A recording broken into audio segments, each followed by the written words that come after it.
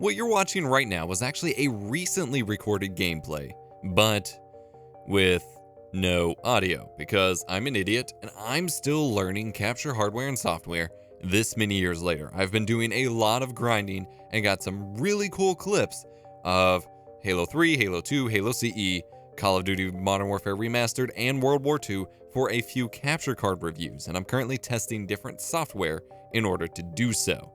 And this is my first major test with a software called Amarek, which is actually a really old software, but not one I have any experience with. I always used VH Capture back in the early 2000 days when I was doing lossless captures, and so I'm still learning this. But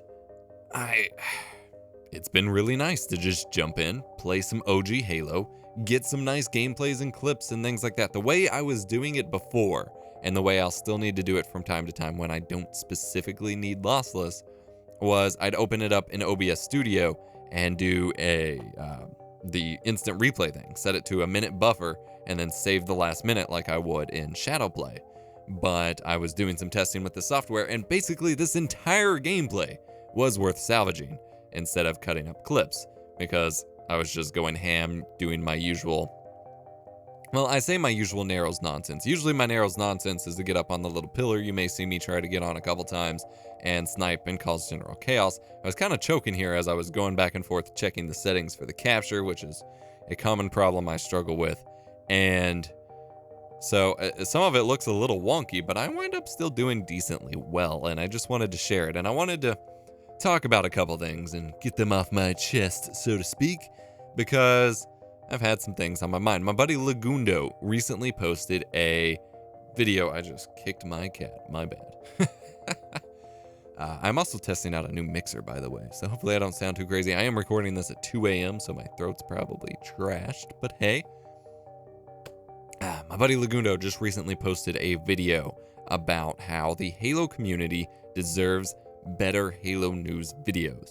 And it got me in kind of a spiral of thinking, especially since I'd been going back and watching some older Machinima and CNanners videos and Hutch videos as I've been revamping my gameplay channel, which this is on. I've actually gone through and archived a lot of my older videos, making them unlisted and generally hiding a lot of the bad stuff. Not necessarily the bad content per se, although a lot of that did get caught up, but I specifically wanted to make sure that any video that was left online was mostly free of some of the more inappropriate language and things like that that I used to use.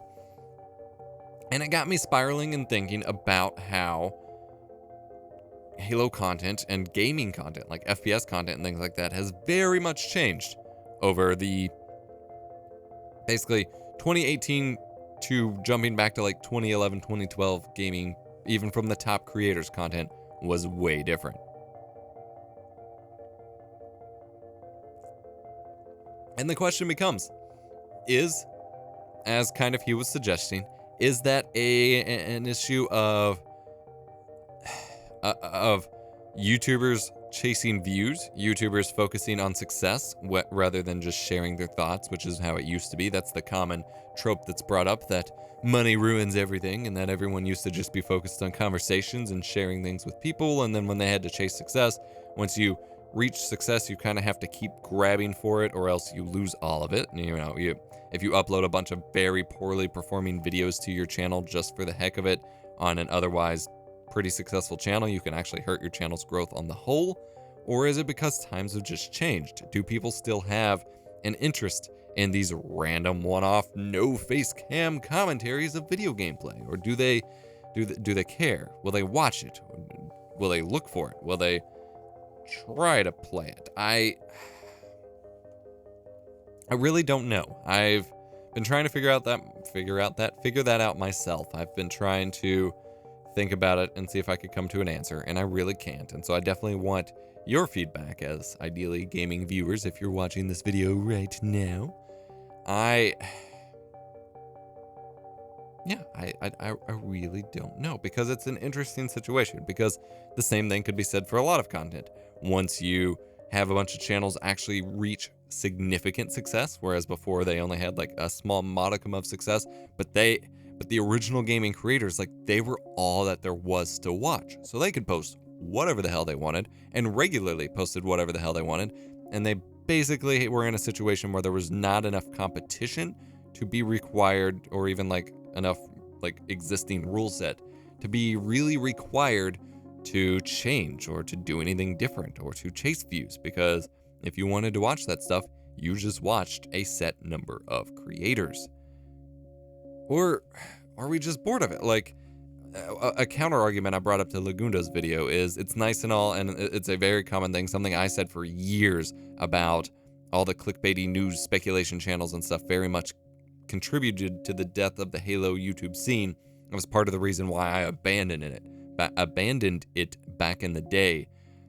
It's nice to sit there and say, yeah, we need better as a content creator because you're not the one contributing to the problem. But as a viewer, how much did that matter? How much does that truly matter? Because viewers are still flocking to this content. It's not like there aren't alternatives. While there may be less specifically in the Halo scene, this is a widespread problem among gaming news, and most would argue among content on the whole. When there are alternatives and viewers aren't going there, can you really blame the content creators? Because it is the viewers themselves who are going to whatever content they want, and you can't blame them for that. You can't tell them to go watch something else. They're going to watch what attracts them. And that, I think, is the big black hole parallel that we're in at the moment with YouTube content in terms of this weird backlash against clickbait.